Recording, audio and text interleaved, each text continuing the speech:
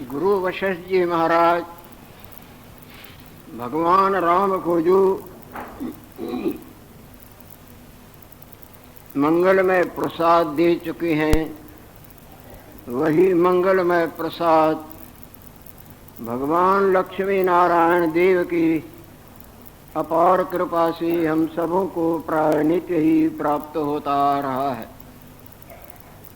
उसमें गुरुदेव की जो कभी काकभूषुंडी जी महाराज से चर्चा चली थी, जो कि महान चिरंजीवी स्वरूप हैं और महान ज्ञानवान हैं, वो चर्चा भगवान राम को सुना रहे हैं, जिसमें काकभूषुंडी जी महाराज अपने उत्पत्ति और रहने के स्थान इत्यादि इत्यादि पर गुरुदेव के पूछने पर धीरे धीरे सब प्रकार से प्रकाश डालते आ रहे हैं। कल के प्रसंग में मातृ व्यवहार पर प्रकाश डालते हुए बोले, इस तरह से देवियों ने, जिनका ऊपर बहुत कुछ वर्णन हो चुका है, देखा कि महादेव जी हमारी तरफ पूरा ध्यान नहीं देते हैं।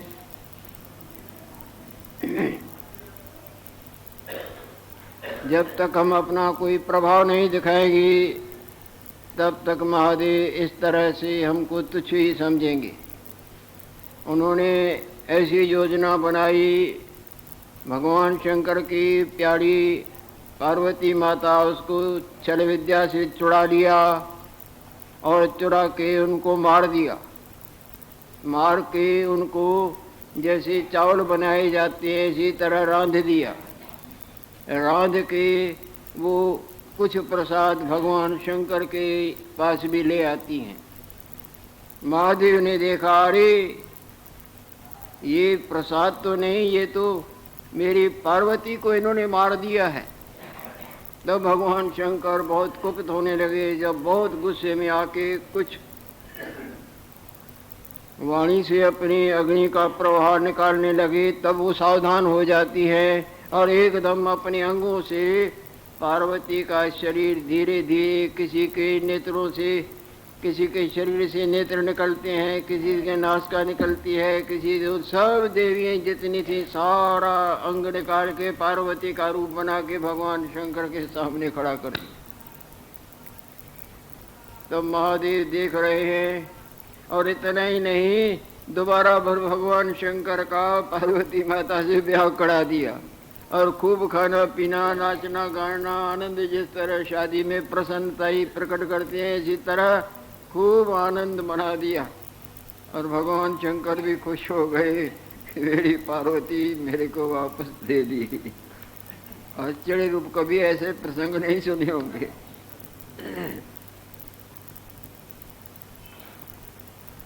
ऐसी ही पार्वती की मूर्ति लाके दीनी और नूतन विवाह कर रचा। तब सदाशिव प्रसन्न भई, सर्व ठोर उत्साह आनंद किया। सब जगह अब तो जिस तरह वो समर्थ हैं, देवी भी समर्थ हैं, भोलेनाथ भी समर्थ है, माता भी समर्थ है, सब आनंद पूर्वक। तब सब देवियाँ वहाँ आनंद इत्यादि करके फिर अपने अपने स्थानों को चली गई। काकभूषुंडी जी महाराज बोल रहे हैं, चंद्रनामा एक कौआ था जो अलम्बुसा देवी का वाहन था। किसी का गरुड़ वाहन है, किसी का मयूर वाहन है, किसी का शीर वाहन है, दुर्गा माता का शीर है, सरस्वती देवी का मयूर है। इसी तरह उन देवियों के जो महान शक्तिवान थी, उनके वाहन भी थे। अलम्बुसा नाम की जो देवी थी, उनका वाहन वो चंद्रनामा काक था, कौआ था। तब वो जो पहले वहाँ इकट्ठी हुई थी, तब वो ब्राह्मणी की, ब्रह्मा जी की शक्ति रूप जो ब्राह्मणी थी, उनकी सवारी, ब्राह्मणी की सवारी हंसनियों पर थी।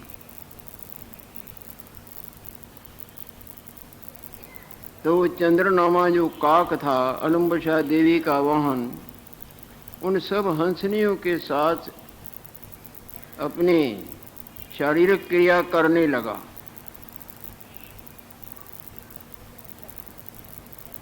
सबों के साथ उन्होंने भोग लीला की, हंसनियों के साथ। तब उन सब हंसनियों को गर्भ धारण हुआ। वो हंसनिये जो काक नाम के, चंद्र नाम के काक के साथ क्रीड़ा कर चुकी थीं, वो अपने स्वामिनी ब्राह्मणी देवी के पास जाती हैं कि उनकी वाहन थी। वो ब्राह्मणी देवी उन हंसनियों पर सवारी करती थी। तब वो ब्राह्मणी देवी बोलती है, ब्रह्मा जी की शक्ति जो हंसनियों पर, ब्रह्मा जी हंस पर सवार होते हैं, तो वो ब्राह्मणी शक्ति हंसनियों पर सवारी करती थी। जब वो हंसनी ब्राह्मणी के पास गई, तो ब्राह्मणी देवी उनसे बोलती है, हंसनियों से,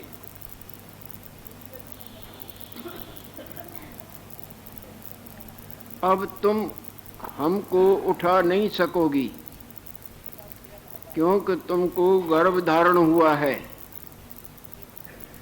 अब तुम मेरे बोझ को उठा नहीं सकोगी, क्योंकि तुम अब भारशील हुई हो। तुमको मेरे उठाने की शक्ति नहीं, तुम गर्भवती भई हो। ये ब्राह्मणी देवी उन हंसनियों से कहती है, जहां तुम्हारी इच्छा होवे तहां जाओ। अपने इस भार से जब मुक्त हो जाओ, तब फिर तुम हमारे पास आ सकती हो। ये ब्राह्मणी शक्ति उनसे, हंसनियों, अपनी सवारियों से बोलती है। काकभूषुंडी जी महाराज बोल रहे हैं, हे मुनीश्वर, इस तरह जब उन्होंने कहा और हंसनी तो चले गई, तो वो ब्राह्मणी देवी, ब्रह्मा जी की शक्ति, निर्विकल्प समाधि में बैठ जाती है। कैसी समाधि? जिसमें कोई संकल्प विकल्प नहीं होता। जिस तरह आप गाढ़ निद्रा में पहुंच जाते हैं न, तो कोई संकल्प विकल्प नहीं होता।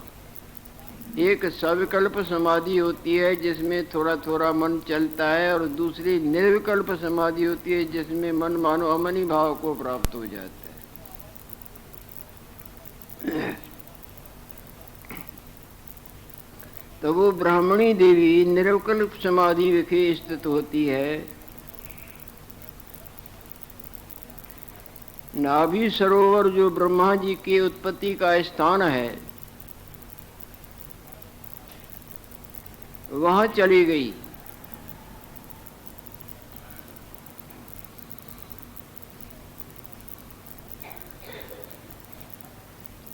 वहां एक ताल था और वहां कमलों का वृक्ष था। वहां कमलों के वृक्ष के पत्ते पर वो सामर्थ्यवान ब्राह्मणी शक्ति निर्विकल्प समाधि में जाके बैठती है।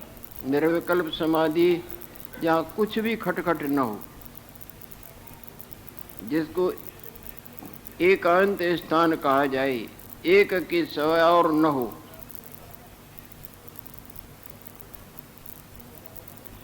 वो ब्राह्मणी शक्ति, ब्राह्मणी देवी उन अपने सवारियों को विदा किया कि तुम अपना कार्य पूरा करके फिर आओ, आ जाना। कुछ काल वहाँ वो समाधि में स्थित हो गई।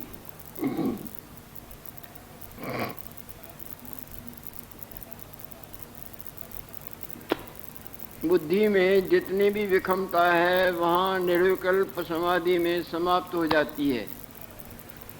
जैसे गाढ़ निद्रा में आपके जागृत का संकल्प और सपने का संकल्प सब समाप्त से हो जाते हैं। समाप्त बिल्कुल मन मर नहीं जाता, मर सा जाता है, जैसे मूर्छा में कोई आ जाए।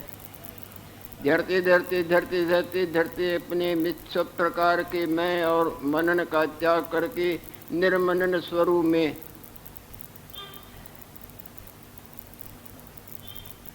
जिसमें कोई मनन नहीं होता, निर्मनन स्वरूप जो भगवान ब्रह्मदेव है, उसमें अपने वास्तव स्वरूप में विश्रांतिवान हुई। और वहाँ एकांत स्थान पर इस ताड़ के कमल पत्र पर ऊपर आए स्थित है निवास किया। जब कुछ समय बीत गया तो उन हंसनियों को गर्भ जो हुए थे तो उन्होंने 3-3 अंडे दिए। काक चंद्रनामा काक के भोग से उनको 3-3 अंडे प्राप्त हुए। जैसे लिख रहे हैं काकभुजुंडी जी महाराज बोल रहे हैं, अपने उत्पत्ति का इस वृत्तांत सुनाते हैं। जिस तरह बेल में अंकुर लगे तैसे उनके 21 अंडे क्रम कर उत्पन्न भये। 21 अंडे उत्पन्न हुए उन हंसनियों को। जब वो बड़े हुए अंडे तब उन अंडों को फोड़ा। पक्षियों का ऐसे ही चलता है, जिस तरह ब्रह्मांड खप्पर को फोड़ा जाए और ये दिख जाता है। जैसे ब्रह्मांड खप्पर को फोड़िए, 3 अंडों से हमारा शरीर बना। अपनी उत्पत्ति का वृत्तांत सुनाते हैं कि हमारा जन्म कैसे हुआ है। 3 अंडे ते हमारा अंग उत्पन्न भये हैं। धीरे धीरे करके हम बड़े हुए हैं, उड़ने योग्य हुए। जैसे अंडे फोड़ते हैं नहीं पक्षी, तो उनसे छोटे छोटे बच्चे फिर अगुर में धीरे धीरे करके उठने बैठने उड़ने की योग्यता आती है।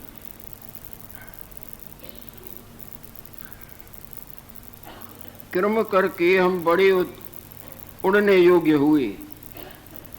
तब हमारी जो माता हंसनी देवी थी,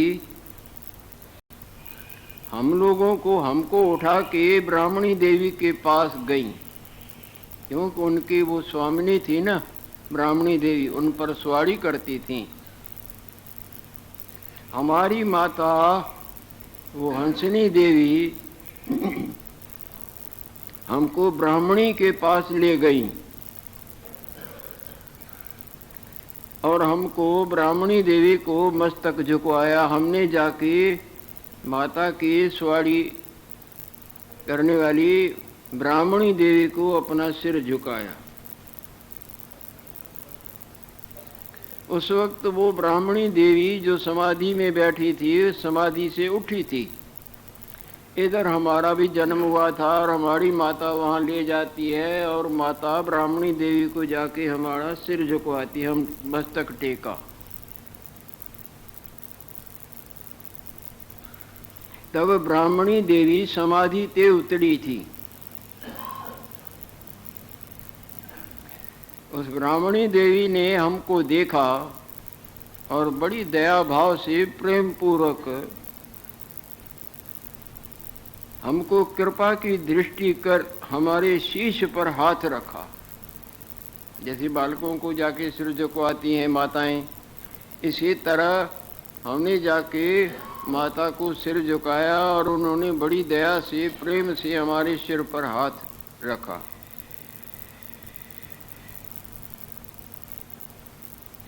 उसके हाथ रखने से हमारी जो अविद्या थी, अज्ञान था, एक का दूसरा जानना मानना, वो सब निवृत्त हो गया। उसके हाथ रखने साथ हमारी अविद्या नष्ट हो गई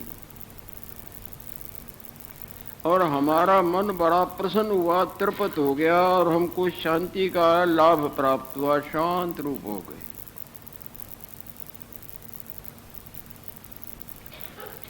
हे मुनीश्वर, हम जीवन मुक्त पद को प्राप्त हो गए। ब्राह्मणी देवी के हमारे सिर पर हाथ रखने से, दया भाव से हाथ रखा। हमारी माता ने विनय की होगी।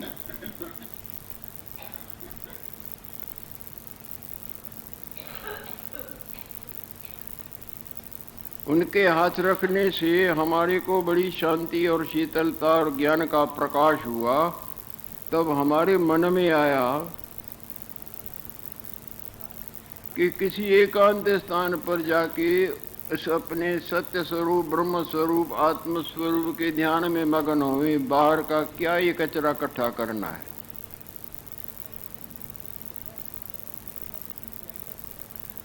तब हमको यह वृत्ति आन फुड़ी आई कि किसी प्रकार एकांत स्थान विखे स्थित होवें। और इधर ब्राह्मणी देवी ने, माता ने भी आशीर्वाद दे के हमको जागृत करके आज्ञा की कि अब तुम जाओ। तब देवी जी की आज्ञा कर अब हम अपने पिता के पास आए। चंद्रनामा कौआ जो हमारा पिता है, हम अपने पिता के पास। माता ने तो विदा कर दिया, वो तो देवी जी के स्वाड़ी, देवी जी की स्वाड़ी है, ब्राह्मणी देवी की वो माता वहाँ रहती है। और माता ने हमको कहा कि अब जाके स्वतंत्रता से जिधर तुम्हारा मन करे जाओ। तो वो अपने पिता के पास हम चले आए। जब हम अपने पिता के पास आए तो पिता ने हमको देखा और बड़े प्रसन्न हुए और उठा के हमको अपने कंठ से लगाया।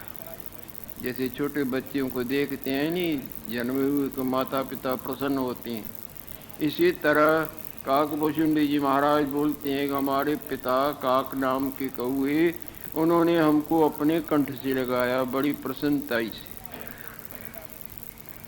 और हमारा मस्तक चूमा, प्यार किया।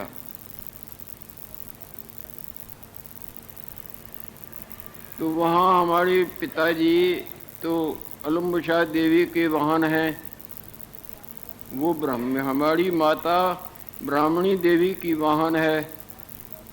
तो वहाँ जब हमारे पिता के पास हम गए तो पिता ने जो हमको कंठ लगाया और बड़ा प्यार किया, तो वहाँ अलम्बुशा देवी भी बैठी है जो हमारे पिताजी की स्वाड़ी है।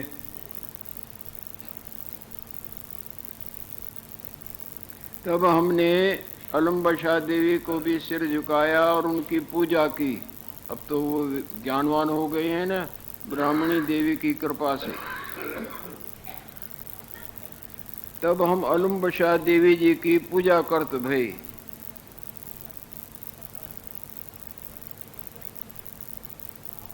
माता ने भी आशीर्वाद दी अलम्बुशा देवी ने। उसके बाद में हमारे पिता ने कहा, हे पुत्र, तुम संसार रूपी जाल में तो नहीं फंसे हो, यानी तुमको वास्तवताई का कुछ ज्ञान है या अज्ञान के अंधकार में तुम्हारा मन भटकता है। हे पुत्र, तुम संसार रूपी जाल विखे तो नहीं फंसे।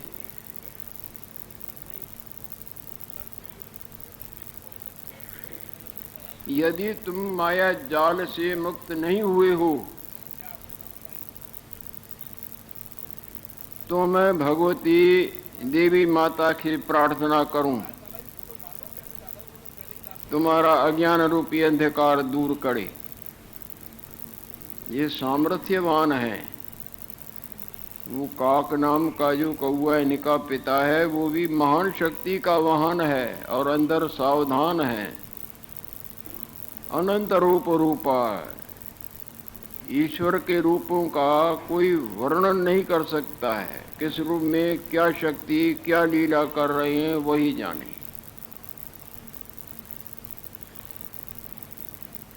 ऐसी महान शक्तियों का वाहन वो कोई साधारण थोड़ा ही हो सकता है।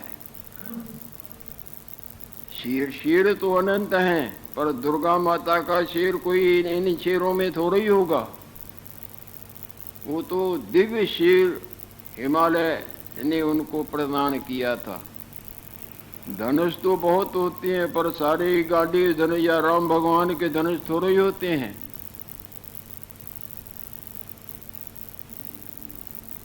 वो दिव्य, वो वस्तुएं भी बड़ी कीमती और दिव्य होती हैं।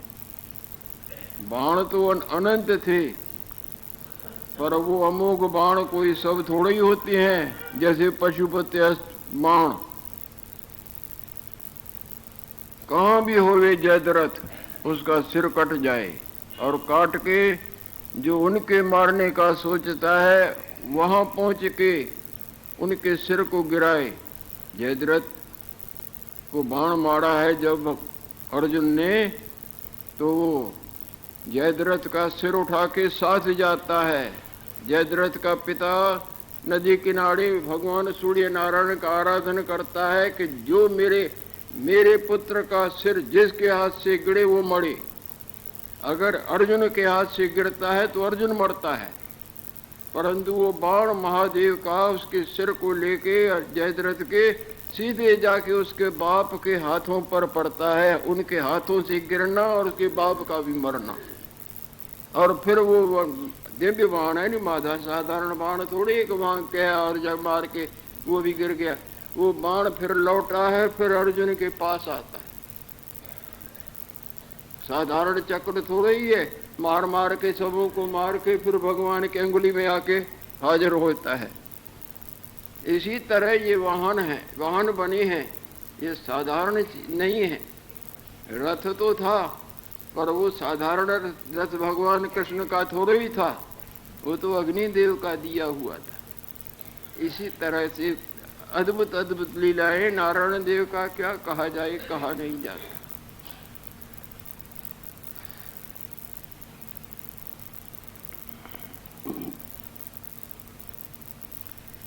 पिता ने कहा, हे पुत्र, तुम संसार रूपी जाल विखे तो नहीं फंसे, और जो तुम निक से नहीं हो, तो मैं भगवती देवी जी की प्रार्थना करता हूं।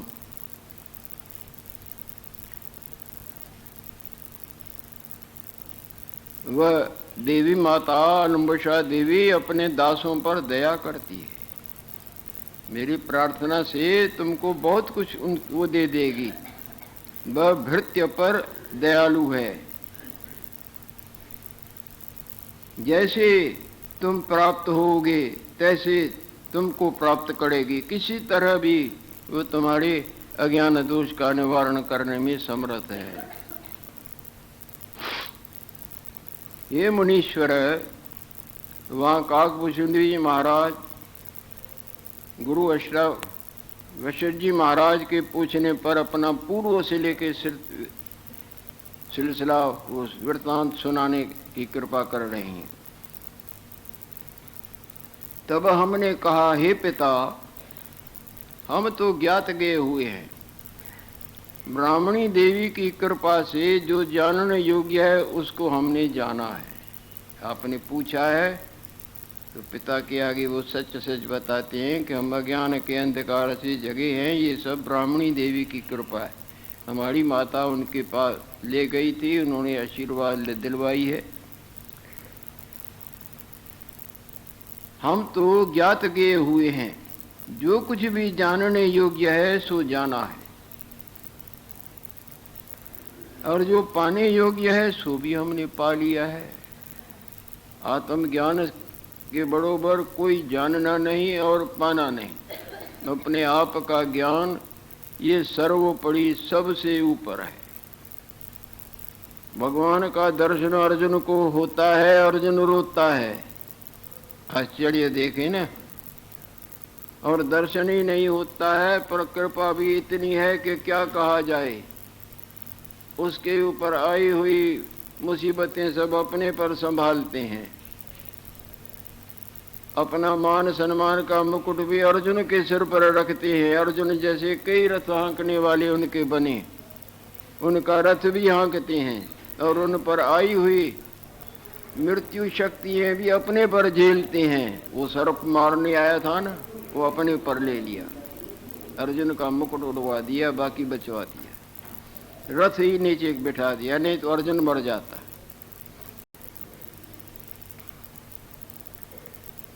और जो पाने योग्य है सो हमने पाया है, जो जानने योग्य है हे पिताजी, ब्राह्मणी माता की कृपा से हमने सब जाना। पिता ने पूछा, तुमको कभी वास्तवताई का ज्ञान न हुआ हो तो बताओ। तो हम देवी माता से, अलम्बशा देवी से प्रार्थना करें, किसी तरह भी तुम्हारे अज्ञान दोष की निवृत्ति करे। सर्व संसार में यही पाने योग्य है। और सब धर्म के धक्के समझ लेना इस बात को, पक्की पक्की बात, कुछ भी तुम्हारी साथ नहीं दे सकेगा, तुम्हारे दुखों की अंत नहीं कर सकेगा। न पति न पति, न धन न मान न भोग, न लड़का न लड़की, न देवी न देवता। वो देवी देवता भी सच्ची कृपा करेंगे तो आत्मज्ञान कराएंगे।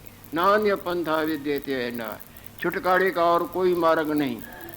जिन्होंने धन इकट्ठा किया, परिवार भी बहुत बढ़ाया, मान सम्मान भी, खाया भी, देखा भी, वो मर जन्म रहे हैं यदि उनको वास्तवताई का बोध नहीं हुआ। भले युगों बीत जाएं, भले युगों बीत जाएं। अर्जुन का रोना गया, आखिरी अस्त्र यही है आत्मज्ञान। आत्मज्ञान की तरफ ध्यान नहीं, सर्वदेह कोई अपना आप मानते हैं और इन्हीं के रंजन करने के लिए जीवन खत्म किया है और खत्म करने में लगे हैं। किसी तरह भी नेत्र खुश होवे देख के, किसी तरह भी रसना खुश होवे, इनको चखाएं, इनको सुनाएं, इनको दिखाएं, इनको मलें, दिन रात गाढ़ी दृष्टि से देखें। इसी अंधकार में ही जीवन गया है और चला जाता है। वास्तवताई क्या है उसको जानने का पता भी नहीं, और कहीं ऐसी बात चले भी तो जैसे सिर पर भार पड़ गया। जो बात जानने योग्य और पाने योग्य है, युगों जन्म लेते रहते हैं, साधारण नहीं, बड़े बड़े चक्रवर्तियों के जैसे हवाला दिया ऐसी ग्रंथ में राजा शिखीध्वज का युगों बेचारे की दुर्दशा होती रही।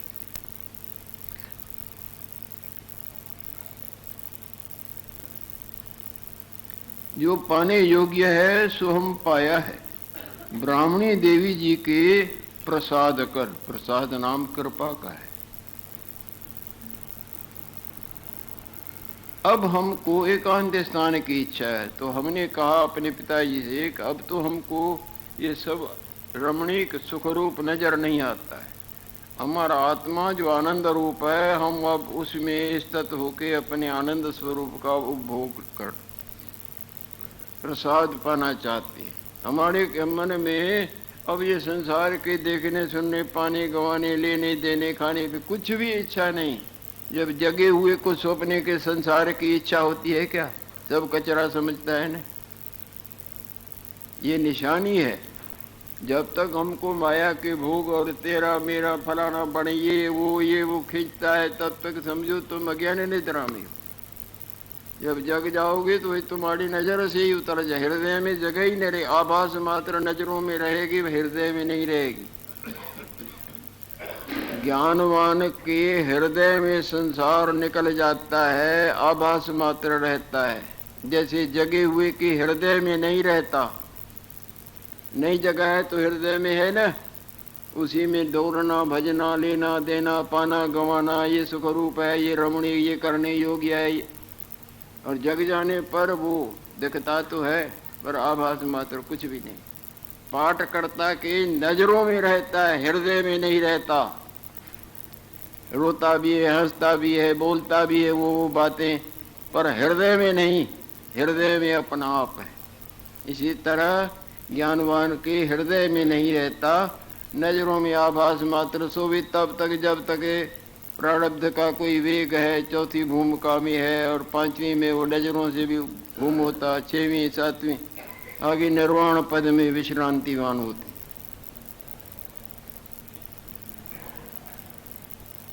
अब हमको एकांत स्थान की इच्छा है, जहाँ एकांत होवे तहाँ हम जाए स्थित होवे। इस तरह जब पिता ने पूछा तो उन पिताजी को हमने ऐसे कहा।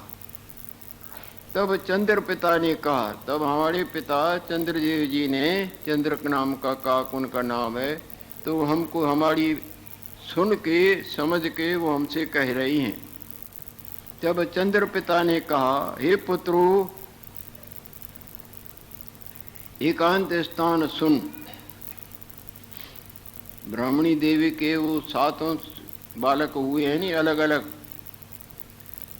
तब काकभूषणी जी महाराज बोल रहे हैं कि पिताजी ने ऐसे कहा, पुत्रो एकांत स्थान सुनो, निर्दोष, जहाँ कोई प्रकार का दोष नहीं, क्षोभ नहीं, दुखदाई नहीं, और बहुत निर्मल स्थान और सुंदर आलय बना हुआ है। निर्भय निर्मोह, वहाँ कोई भय नहीं और कोई आसक्ति वहाँ नहीं उलझाती है। सब सर्व प्रकार के दुखों से रहित स्थान सुनाता हूँ, जहाँ कोई दुख नहीं, ऐसा एकांत स्थान है। और वो मानो रत्नों की खान है, रत्नों से जड़ा हुआ है, और सर्व देवताओं का आश्रय रूप है। सब बड़े बड़े देवता भी वहाँ निवास करते हैं। सुमेरु जो पर्वत है, उस सुमेरु पर्वत के तरफ चंद्रमा और सूर्य, जिस तरह घर में दीपक जगाया जाता है नहीं, रोशनी होती है, इसी तरह वहाँ दीपक का काम करते हैं। सुमेरु पर्वत की जहाँ वो स्थान सुनाए, सुमेरु जो पर्वत है, सूर्य चंद्रमा उसके दीपक हैं। चारों तरफ सुमेरु उस पर्वत के सूर्य चंद्र प्रकाश करते, रात को चंद्रदेव और दिन को सूर्य नारायण चारों ओर फिरते हैं।